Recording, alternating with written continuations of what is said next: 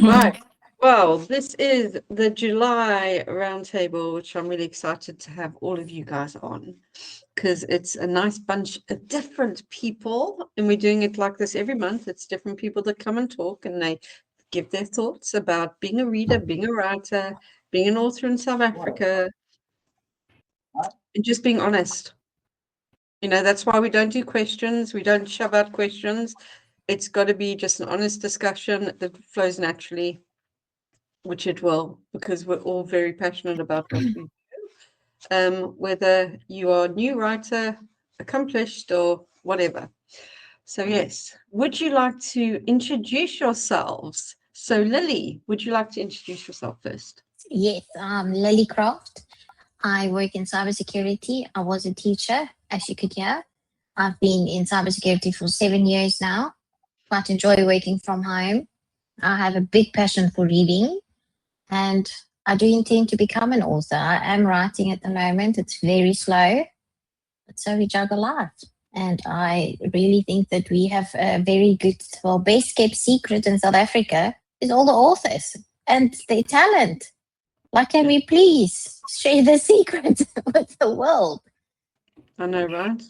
I know. I hear you 100%. Adeela, would you like to introduce yourself, my love? Yes, I'm Adeela Ismail. I am a published author, but of a very tiny little educational book, and soon another one, a novel on crime.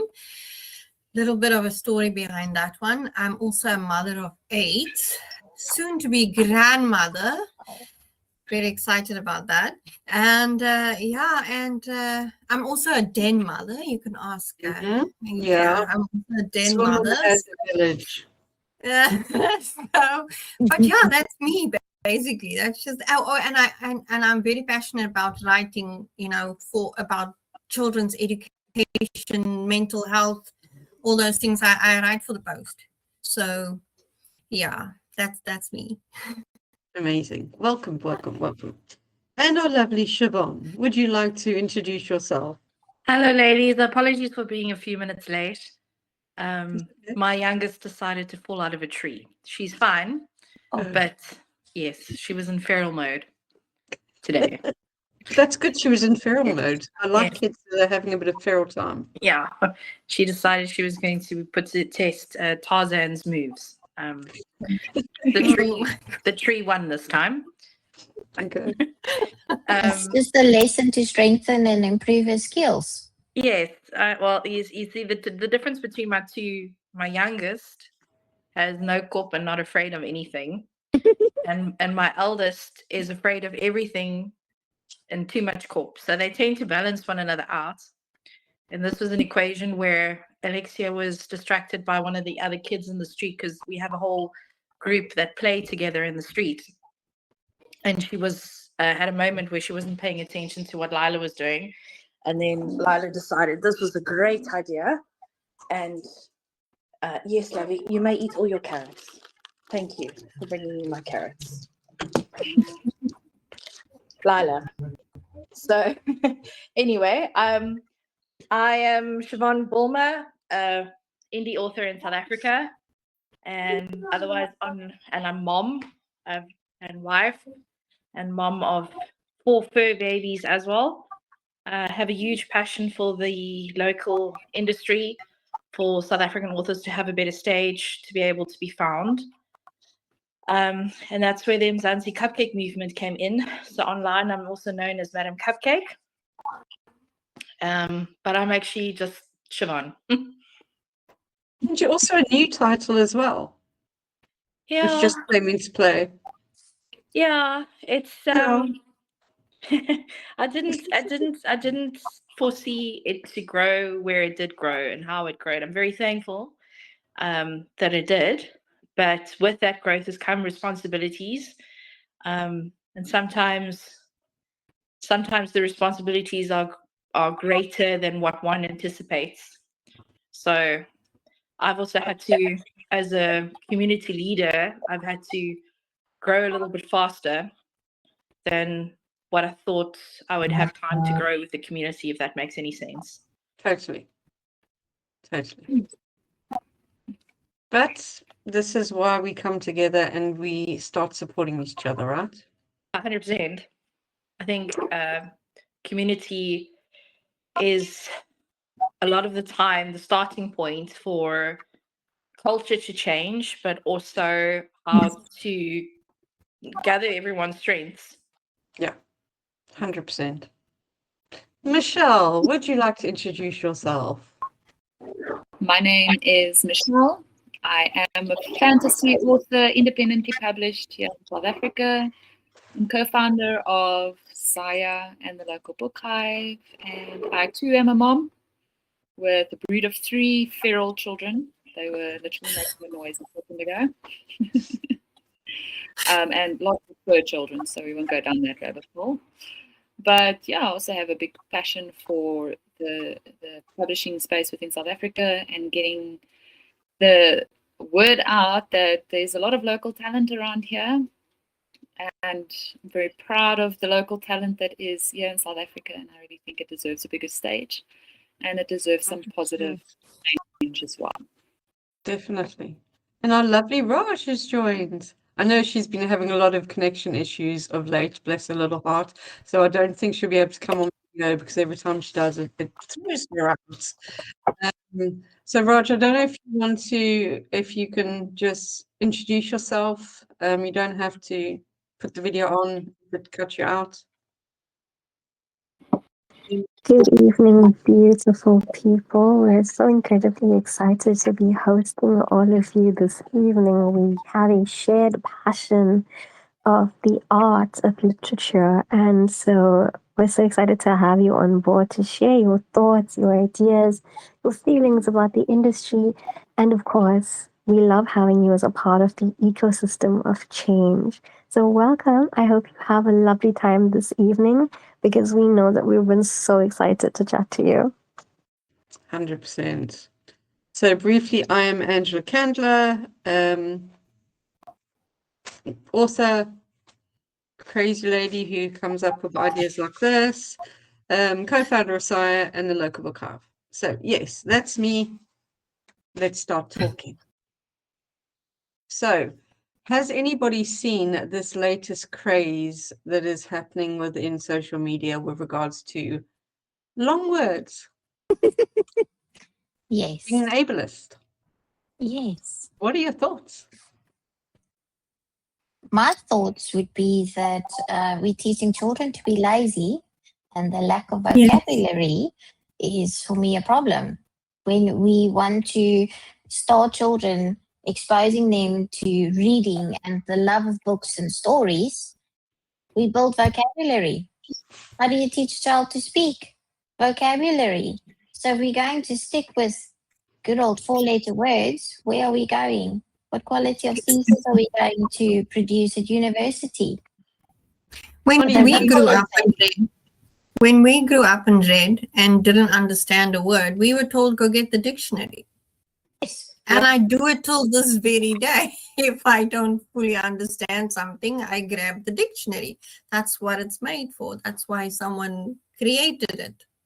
So I think it's quite indicative of the decline in literacy levels around the world, and the fact that we think the decline is only right now.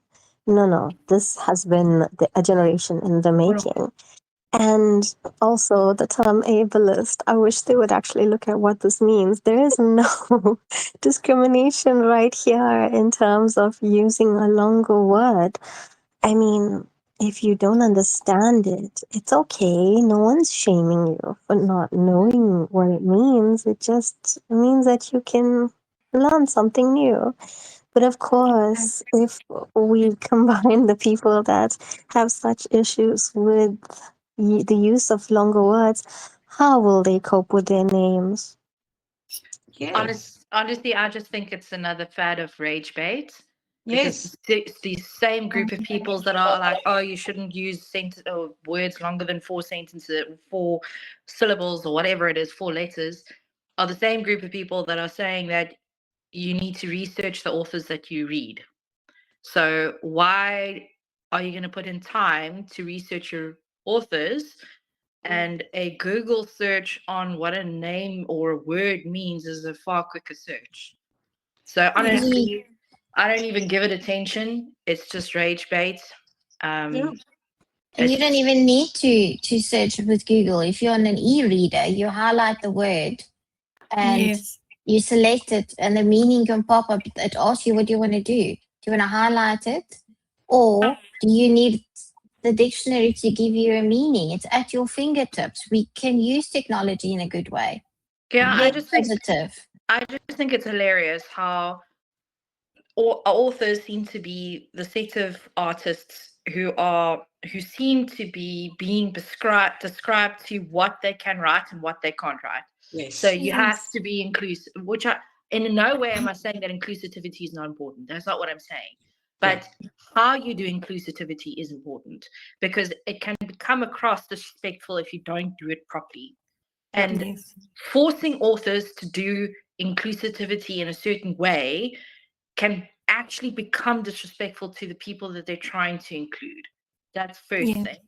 Second thing, so first it's inclusivity, then it's not smutty enough, or it is smutty, or it's not smutty, it shouldn't be smutty.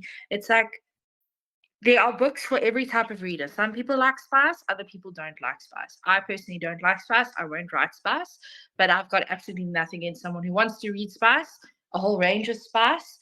And there are authors that write spice, you know, and now it's words, you know. So it's But Shavonne, don't you think it's like an art? It's an art. You writing is an art. Whether you're writing songs, whether you're writing books, whether you're writing poems, it's art. So are you now going to go tell a painter, oh, you know what, that flower, it needs to be a little bit smaller, you know, But they next to the do. big. or you only They do. paint dandelions. They do. They do, because I'm an artist as well. And they do. Artists are being hit quite bad with regards to generative AI impersonations, or if you're South African, you have to do, you know, Springbok, you have to do the felt, you have to have certain in the flower, protea. Protea, Found if you do not paint a protea, you're not going to get looked at. It's very, the thing is with creativity, it's relative to every person. What one person likes, one person might not like. And that's what being human is. And that's how conversations are made. And that's how words are taught and feelings are expressed. Now, if we take it back in the day when writing was really taboo for women, because we're all women on this call, look at how we fought just to be able to write a book, write a poem, get it published.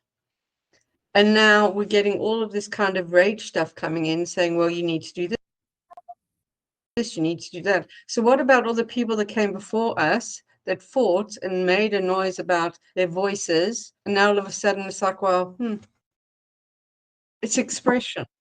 Yeah. Where's women supporting women? If we fought this hard to get where we are, and now we have women dictating. Yeah, I think that's exactly the issue, is that so many authors have this mentality of, we can't all succeed. I have to make it on my own and drag everybody else down so I can rise up higher, when the reality is there's space for all of us. It's like Shavonne says, there's readers for every type of book out there. It doesn't matter. I read a book last year by a South African author that uses massive words. I have a fairly decent vocabulary. Not boasting, but I do, because I've been reading since I was a child. But I had to look up at least one word on every second page of this book. But I found it an enriching experience. But not everybody's going to enjoy that, and that's okay. But when I give my kids books to read, I want them to be enriched through being entertained. And there's just space for all kinds of authors. And I think if we can get that message across of we rise together, which is Saya's slogan, that's when you'll stop getting this rage bait thing. But unfortunately, also, social media, it's mindset, and social media is built or Negativity. That's what sells. yeah. Negativity That's what sells. gets all the Just likes, generate and space. people take it out of context that don't know what what the struggles all that authors face, how difficult it is to self-publish, what the journey is, how much the imposter syndrome, all of those challenges that authors go through, and then they come with this nonsense. I've decided I'm adding into my trigger warnings. I use big words. Yeah, and this is the thing, right? I mean, how can you evolve as a person if you don't want to be learning new things? Oh, well, Yes. I'm putting it in my trigger warning. If you don't want to read long words, big Do Don't not words, read read my this book. book. don't read my book. Yes. Do not read my book. Yeah. It's like, but I mean, how long are our trigger warnings getting as well? Yes. Yeah. So the trigger warnings. If I may just elaborate on this, I do feel sometimes that trigger warnings get treated as a shopping list. Yes. Yes. And it should never be the use of it. I do believe that trigger warning are important because depending where a person is on their healing journey, Mm. just reading The about choice. something can be incredibly impactful in a negative way on their mental health. So at least you're giving them the choice of whether or not they're going to proceed or not. So trigger warnings for me is, when handled with respect, are right, but when it's handled as a shopping list, that's where, as someone who has recovered from immense trauma, it's difficult not to get offended by it. Oh, I totally agree with you. I mean, when even when I did Blood and Salt, for instance, I didn't put a lot of trigger warnings in there because it was basically there's murder, there's some violence, you know. But the one thing I refused to put in there, and people did tell me I should put in there, was because I wrote about pansexual and lesbian. And I'm like, that is not a trigger warning. No, that's not a trigger warning. No. I think, on No. that note, we need to also, it's like we're saying in the context of people saying big words are ableist. A trigger warning is supposed to hold weight. It's supposed to mean something. When we say this is a trigger warning, it's because it holds the potential to cause harm. So Yeah. people Yeah. now are able to consent to what they are reading. And so, like when you're saying, this is something that can hurt you severely, that is valid. But on the other hand, someone saying that if there's a lesbian interaction that needs a trigger warning, no. It just No. means that you're someone that's No. bigoted. Yes. There's content disclosure, and Mhm. then there's trigger warning. I think those Yeah. are two different things. So, for Yes. example, with my Regency romance that I'm writing, there's not manipulation, but when people are able to influence politics, I suppose it is a form of manipulation. Yeah. But when people Yeah. are able to use politics in a way to influence certain things, some people get triggered by that, or some people don't want to read that. So I've disclosed that in my content too. It's just above the trigger warnings. It's content disclosure, and then it's trigger warnings. So I can understand that there are religious people that don't want to read about certain things, Mhm. and it's their choice. But that's content disclosure. It's not trigger warnings. No, Yeah. it's not a No, trigger. definitely. No. But then also, should it be, even if there's nothing sexual going on within it, it's just someone understanding that actually I realize now this is how I am. So do you know what I'm saying? It's so, to me, people, when you're coming into the fantasy world, I mean, there are certain things that you need to understand, that it's not going to run like the real world in fantasy. Yes.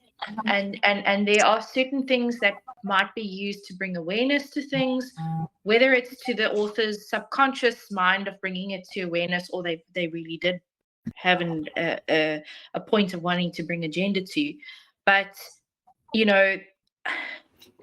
so, I mean, I'm a Christian, and we're taught that witchcraft is a no-no, but in fantasy there is witchcraft. People write about witches and magic system and all of that. Do I get offended by it? No, it's in fantasy. So I do think people need to understand that when you're coming into the fantasy realm, unless it's in extreme content stuff that needs to be disclosed, the little bits and bobs, it's part of fantasy. It's part of culture. Especially when things are being portrayed because it's a certain subculture within the characters that are within the world of the author. That's just part of the world building, and that's a risk that you take in reading fantasy. Yeah, I mean, there's so many. I mean, even look at old books. So I'm reading a really old book at the moment, and it's based on sci-fi and fantasy. It's a 1,000-word book. I mean, this is a chunky thing. I've been reading it for 2 years. Let's just tell you this now, because the wording is so tiny, because it's like from 1970 something. But if you wouldn't put that book in today's world, you would have a heart attack because of how it speaks about certain cultures, how it speaks about certain women. And it's very, but for the day, that is what it was. And it was fantasy.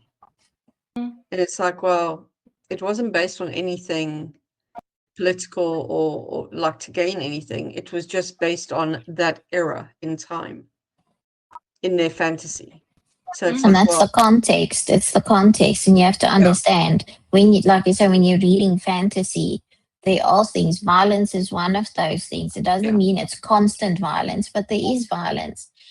There are human interactions. There's magic. There's things that you can't explain.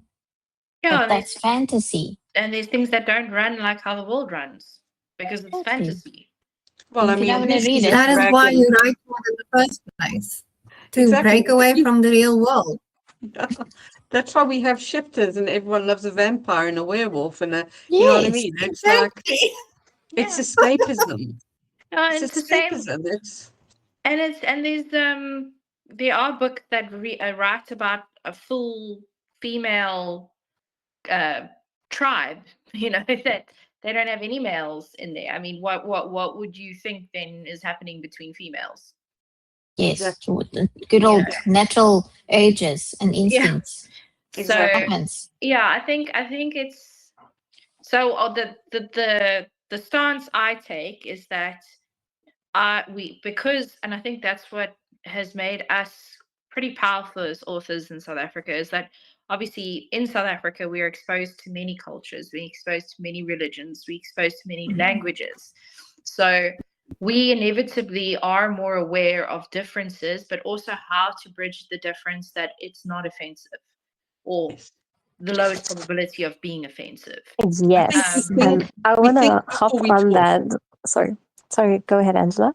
No, I'm saying, I think we think first before we actually say something now. So what I try to do is if I am in doubt of something in my story that I may feel there is a probability of someone being offended by it, by not knowing it's in there, I rather disclose it. And that's just to give the person the choice, and to say my responsibility as an author is just saying, I am very much aware that we live in a very diverse country, and I am just disclosing that this diversity happens to be in my book. And if you don't want to read it, that's good. But I'd rather over-disclose. Just me. Yeah. I think what's something that unfortunately we're seeing a lot of right now is the fact that reading is supposed to broaden our horizons. It's supposed to expand our minds. We're supposed to encounter things that maybe we wouldn't see in our day-to-day life, like vampires and werewolves, unless you know something that I don't. But my you point missed them is, last night, Raj. There was a party outside my house. I know, like the thing is that like the moon is out right now, so I'm keeping an eye. But the thing is that because of the decline in people reading, in giving importance to that, this is like, these are the problems that we encounter, that when we see something that's different, we automatically assume it's wrong. Like in day-to-day life, when everyone's just texting in short form, um, a big word is now different. So hence we think, oh, it's bad. If you've grown up in a predominantly heterosexual community and you see someone that's LGBTQIA plus, you're like, it's different. Oh, it's wrong. No, but that's why we read. We read so we can learn. And we touched on this in Lee's workshop the past weekend, in that we learn through stories. And I feel like, yes, nonfiction does have its room in the world, but I personally have learned so much from fiction, not just about myself, but about people around me, about the world. My mom refers to reading as armchair travel because it's how you explore and go on adventures, even when you're in your home.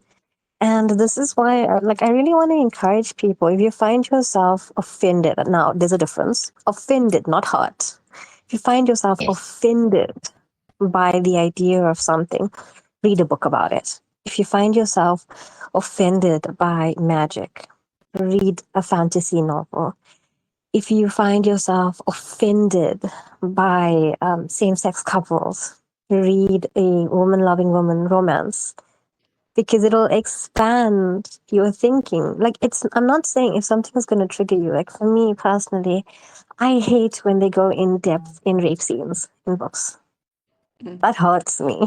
So if I see a trigger warning, I'll be like, okay, that's not for me right now. Like I need to refill my prescription on antidepressants first, and that's okay. But when it is something that is offensive to us, let's take a moment. Like whether you're a writer or you're a reader, if you find something offensive, take a moment. Let's think about why it offends us. Do you feel like there's big words? Does it make you feel stupid? Has someone made you feel stupid because you couldn't understand something? Like, take a moment. Like, you deserve that. Give yourself that grace to learn about yourself. You know what I'm saying? It's almost 100%. as if the one that was bullied has become the bully, you know. It happens. And that could Hurt be it, people it could hurt not be people. it. Yes. And so I'll shine a light on this. How does it make you feel? And it's not the way to go about it. I remember in my kleuterschool, I had an altercation with one of the girls there, and I was really upset by it. And my teacher said to me, Shavonne, you still have the choice to take offense. So something can be outright offensive, like out and outright offensive in front of you, but you still have the choice to take offense. You still have a choice to allow to what degree that level of offensiveness affects you as a person.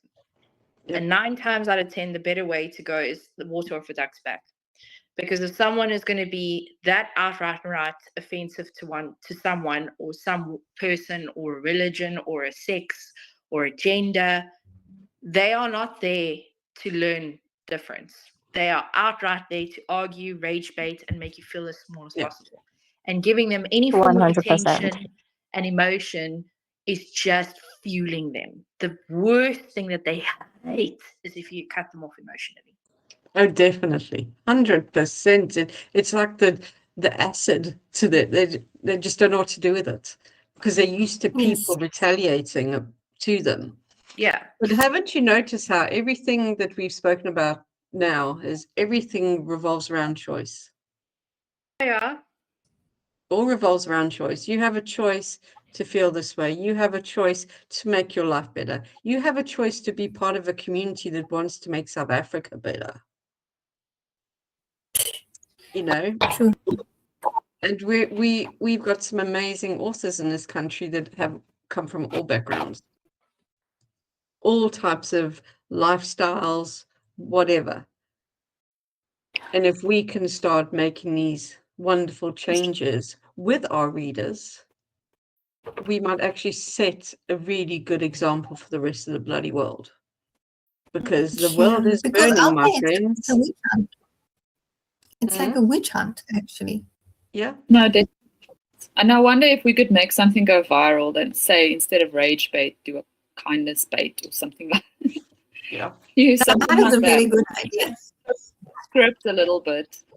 Yeah, Because but also these conversations are conversations that should be had on social media and with lives and actual different people coming from different backgrounds actually talking about this stuff. That's what makes change. Correct. You know, it's everyone thinks that it's only one person. It takes a whole village, it takes a whole community to make change just for one author. I mean, look at the Rising Star Foundation. You helped 3 authors. And that was from Yeah. a community of people putting money towards it so these 3 authors could make a difference in their lives. And that was started by one person who grew into multiple people who grew into a community. And that says And a lot. let's not forget the cupcake movement, which Yes. started with our lovely Shavonne, and then we found the sweethearts and people around the world actually acknowledging that, you know what, yeah, the bookish community online is mean. But all it took was someone actually taking a stand, opening themselves up to a lot, because let's not forget, you've had to deal with a lot coming from people when all you wanted to do was change in terms of kindness.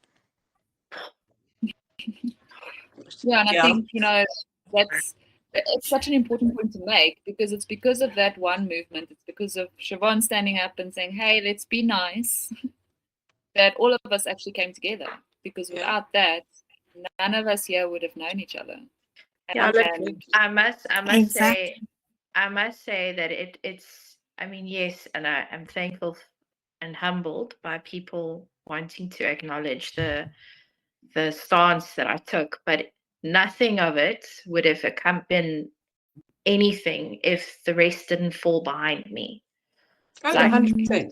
you know, and it was everyone getting behind the positivity that made it so powerful and made it so different.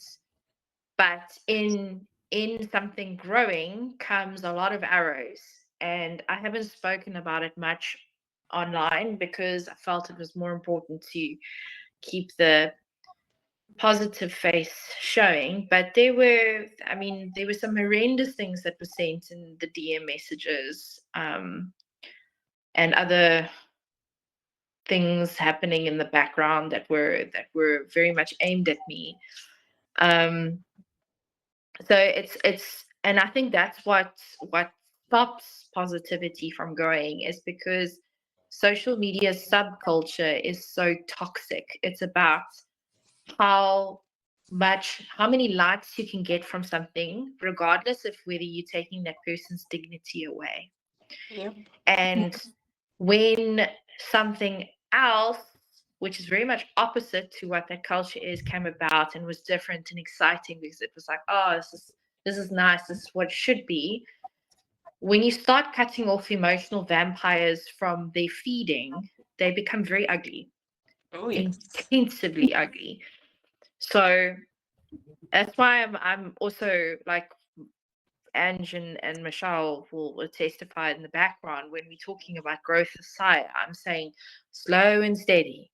Oh, yeah, that's yeah. Slow and steady, Mhm. because, growing with people adjusting their mindset to you is going to bring a lot less toxicity and arrows your way than someone that goes, and then everyone's like, where's this person? How does this person fit in?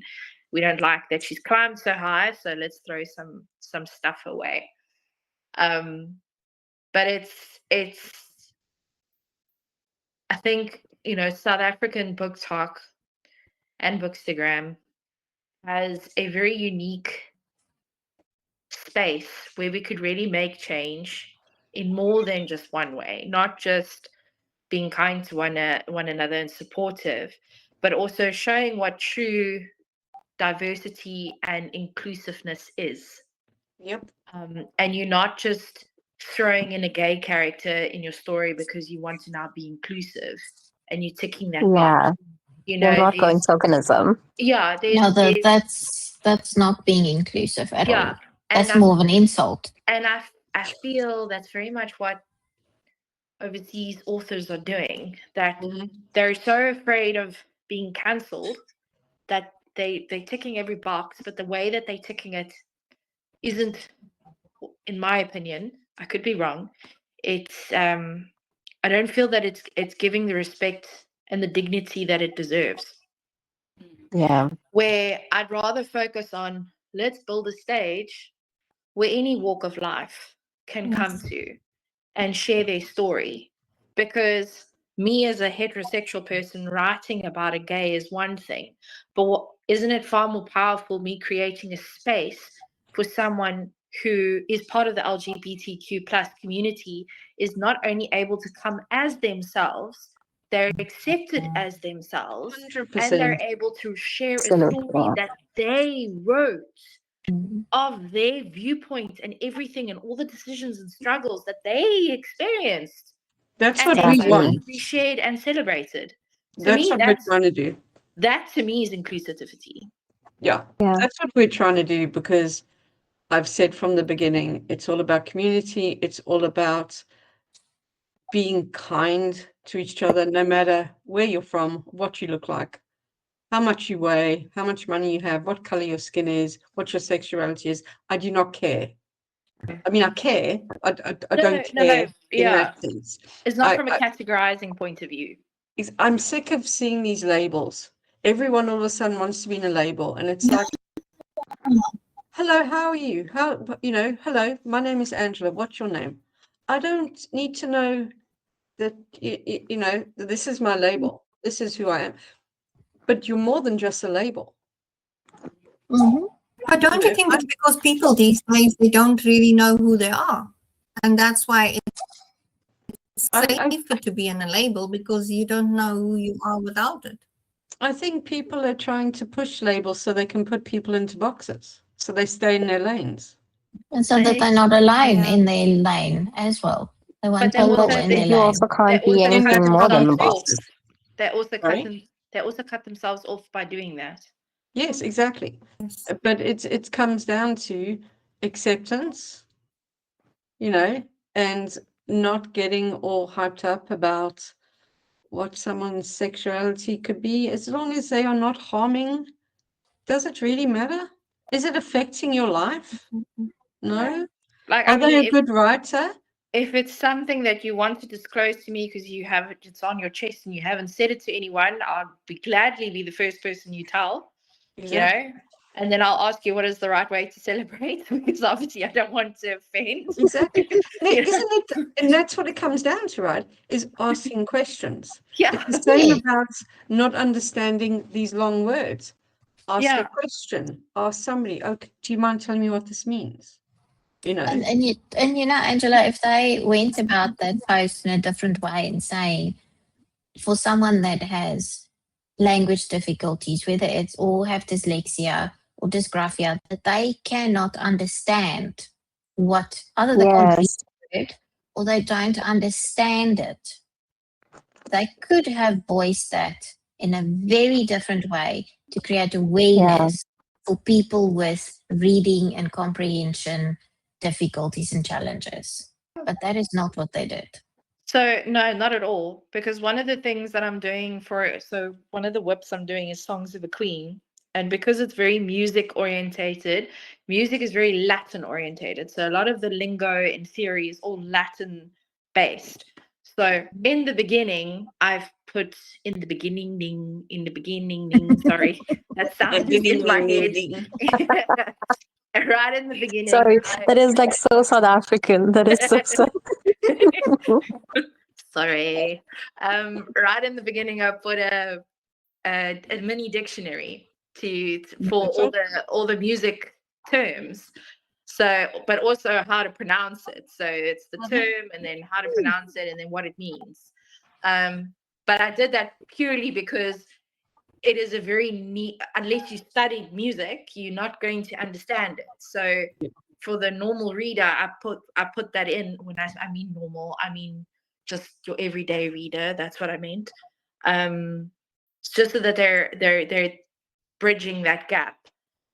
But I mean, if they posted that post differently, most people would have thought what my interpretation would have been, okay, instead of just putting it in my trigger or content disclosure by my trigger warning that I'm using big words, I'm actually going to go the extra step, but at the end, I'm going to add a little annexure that says this word Yes. is this and this is how you pronounce it.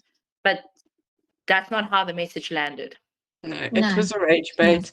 I mean, from someone who struggled to read up until the age of 9, and funny enough, I had a chat with one of the cupcakes this morning who struggled until they were 13. It got missed. They had dyslexia. It got missed. And now she does amazing lives and TikToks and talks and stuff. And I'm like, I get it, because I was the kid who got missed. So there's no... if you start dumbing down our work, what is the point of us writing? 100%. Exactly. But also, And I also, yeah. no, you go. I'll go after you. I also feel like since the beginning of time, reading was used to help you build your vocabulary. Yes. So if we dumb our writing down, we dumb everyone around us down. Yeah. So I'm going to Yes. use my oldest daughter as an example here, Alexia. So she's diagnosed with dyslexia and ADHD.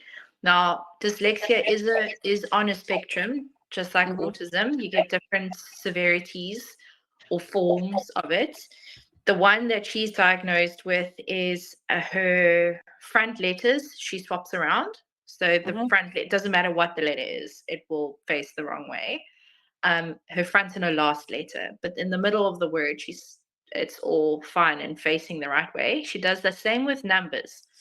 And what I noticed with her was with her maths, if I allowed her to do her numbers in color, so her hundreds in blue, her tens in greens, and her units in reds, it not only helped her somehow filter with her brain for the numbers to face the right way, but it obviously all stayed in the same column. She jumped with 32% in her maths this term, purely by just doing her maths in color. And with English, her first letter of the sentence she writes in color, and then she carries on in pencil. And somehow that works with her brain. But we never would have gotten her there if we didn't have the bar high, if we didn't have the expectation of this is where There you wasn't should a way function. to figure it out. Yeah, you know, and people that have that doesn't mean they are not stupid. They are definitely not stupid. No, They they're just not. have a different filter. And you need to understand, and also what works for Alexia might not necessarily work for another kid that has her same diagnosis. Each filter is unique. And that's something, because when she was first diagnosed with it, she thought, Mommy, I'm stupid. And I took her to a nursery and where the seedlings were, and I said to her, okay, Lovey, do you see all these baby plants? She says, yes, Mommy. I said, okay, we're going to walk next to them and you're going to read what each little pamphlet says about them. And she says, okay, this one needs shade. This one needs half sun, half shade. That one needs sun. This one needs all the shade and lots of water. I said, okay. I said, now if you had to go and buy one of each, would you go plant them all in the sunniest part of the garden, or would you pay attention to what the pamphlet says? She says, no, Mommy, I pay attention to what pamphlet says. I said, that's exactly the same as people's brains. Some people have brains that can take a lot of information all at once in a fast period of time. Those are sunflowers. Then you get people that need a little bit of information. They just need some time to be able to process it, but they will get it right. They just need a little bit more time. That is your plants that need shade. I said, you're a shade plant. So we just need to understand exactly how much shade that you need. And that's been a flip for her. You're a damn good mother. That's a beautiful way to explain it. Doing this right. No, but that's a beautiful way to explain it, because Yeah. The analogy is unique. We each have our unique needs as well as talents. So if our needs are not met in the right way, the flower can't flower. 100%, and that's because she didn't want to leave her normal the mainstream school that she was in, because she is a child that when she hugs you, she will hug the love into you. So she's just a bundle of love, this child, and because of that, she has lots of friends. She has incredible amounts of friends, and she didn't want to leave them. And that's what I said to her. I said, Lovey, you're in a sunflower school.